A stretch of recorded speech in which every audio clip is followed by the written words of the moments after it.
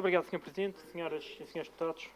Traz-nos o PCP um novo diploma que versa sobre uma velha problemática da violação persistente dos nossos recursos naturais, o que se tornou um verdadeiro testemunho do que ao qual chegou o nosso ambiente e a política ambiental na nossa região.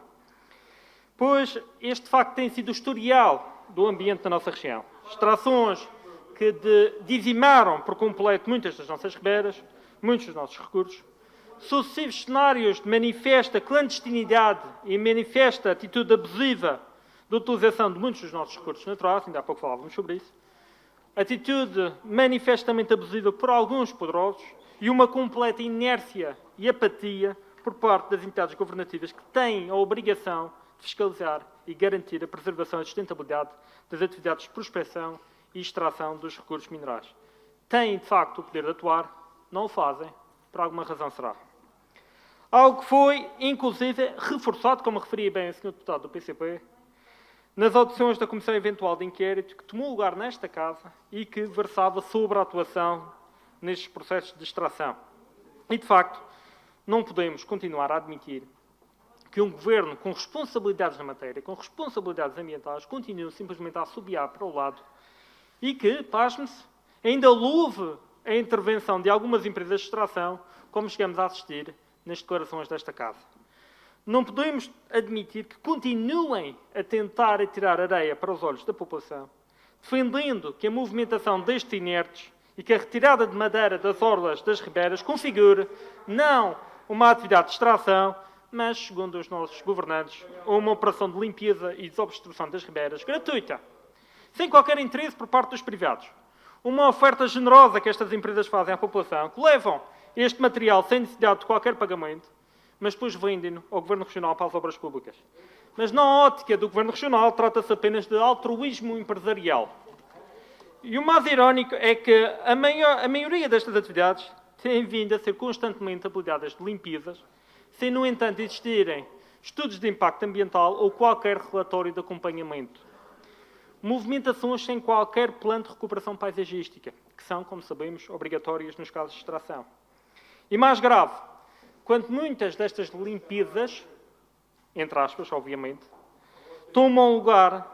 continuam a tomar lugar, em plena rede Natura 2000 e em zonas tão importantes como a reserva da biosfera, numa completa violação de um conjunto de normas ambientais e num completo desrespeito pela imperiosa compatibilização da necessidade de exploração do recurso com a preservação do meio ambiente e a sustentabilidade dos depósitos naturais. Em inúmeros casos, ignora-se, por exemplo, o papel destes inertes no próprio ecossistema fluvial e o seu importante papel na quebra da energia cinética dentro dos leitos fluviais. O que interessa mesmo ao Governo Regional é permitir que estas empresas limpem, entre aspas, novamente, estes cursos de água, revertam o material inerte para as entidades executantes da obra, sem qualquer tipo de procedimento concursal, sem qualquer tipo de consulta prévia aos eventuais interessados. E apesar dos inúmeros alertas, continuamos a assistir a práticas de ausência de planeamento, mas, acima de tudo, de ausência de fiscalização e de monitorização, que continuam, como sabemos, a ser dos maiores entraves para as políticas ambientais e de ordenamento do território.